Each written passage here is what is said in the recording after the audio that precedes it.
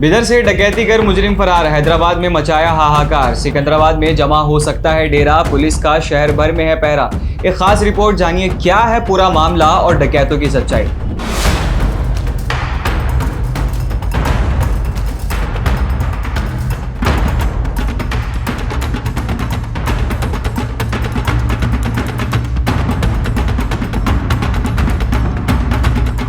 आदाब, मैं जर्नलिस्ट मजहर, आप देख रहे हैं मुस्लिम सियासत। हैदराबाद के अफजलगंज इलाके में कल रात फायरिंग करके फरार होने वाले मुजरिमों के कदमों के निशान तलाशते हुए पुलिस सिकंदराबाद आ पहुंची है।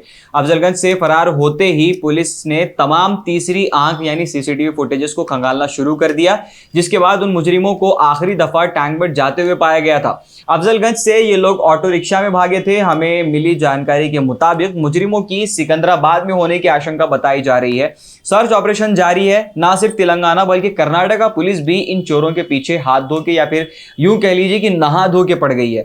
बिदर के शिवाजी चौक में मौजूद एसबीआई एटीएम को जो काफी मसरूफ एटीएम माना जाता है, वहां पर 11:30 पर पैसों समेत बैंक कर्मचारी आते हैं और एटीएम में पैसे भरने की नीयत से दाखिल होते हैं। वहीं पीछे से दो नकाबपोश व्यक्ति बाइक पर आते हैं और पैसे लूट कर ले जाते हैं।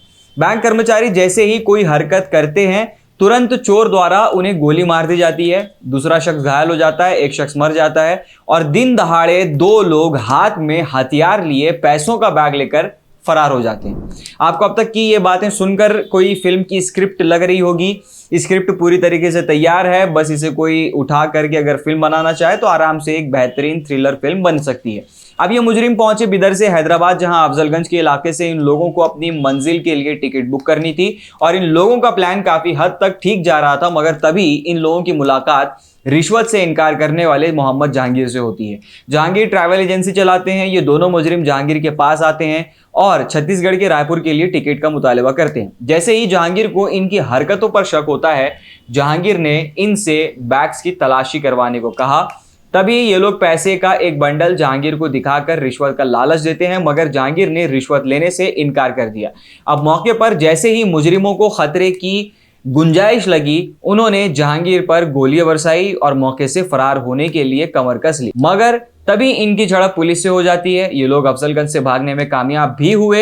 एक ऑटो रिक्शा लेकर गांधी हॉस्पिटल की तरफ ये लोग निकले, मगर तभी हैदराबाद की सरहदों पर पुलिस का पहरा बैठा दिया गया, यानी कि नाकाबंदी लगा दी गई। अब ये मुजरिम सिकंदराबाद में कहीं छुपे बैठे हैं। इस मामले में 2 चश्मदीद गवाहों को पुलिस ने हिरासत में लिया है और इन चोरों को पकड़ने की हर मुमकिन कोशिश की जा रही है।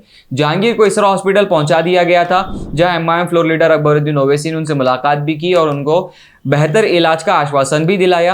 अब शहर भर में कल रात से ही डर का माहौल बना हुआ है और इसे लोग प्रशासन की नाकामयाबी बता रहे हैं। और सिर्फ तेलंगाना नहीं बल्कि कर्नाटका की भी। अब इन दोनों ही रियासतों में कांग्रेस की सरकार है और विपक्ष इस मामले पर दोनों ही रियासतों की सरकारों पर गैर जिम्मेदारी की माला डाल रही है। क्या इन मुजरिमों की गिरफ्तारी होगी या फिर ये लोग फरार होने में कामयाब होंगे? ये तो पुलिस की कामयाबी पर तय होगा। या तो पुलिस कामयाब होगी या फिर चोर कामयाब होंगे।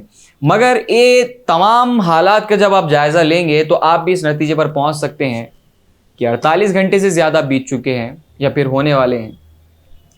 पुलिस सरगर्म है। एक रियासत से ये लोग खुलेआम गोली चला के भागे हैं, दूसरी रियासत में इन लोगों ने हंगामा मचा रखा है। 2 रियासतों की पुलिस, 2 रियासतों का एडमिनिस्ट्रेशन इनके पीछे हाथ धोकर पड़ा है, मगर अभी तक इन लोगों की गिरफ्तार नहीं किया गया।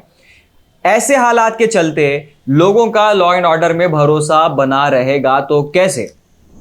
इसीलिए इन मुजरिमों का जल्द अज जल्द पकड़ा जाना बहुत जरूरी है, ताकि लोगों का लॉ एंड ऑर्डर में फिर से भरोसा जाग जाए और अगली मर्तबा ऐसा कोई ख्याल अगर किसी के जहन में आता है तो वो इन मुजरिमों का अंजाम देकर अपने कदम पीछे ले ले। आप इस मामले पे क्या सोचते हैं? आपके क्या विचार है? नीचे कमेंट सेक्शन में कमेंट करके हमें जरूर बताएं और अगर हमारा काम पसंद आता तो चैनल को फॉलो और सब्सक्राइब जरूर कर लेना और ऐसी खबरों के लिए बने रहिए मुस्लिम सियासत के साथ।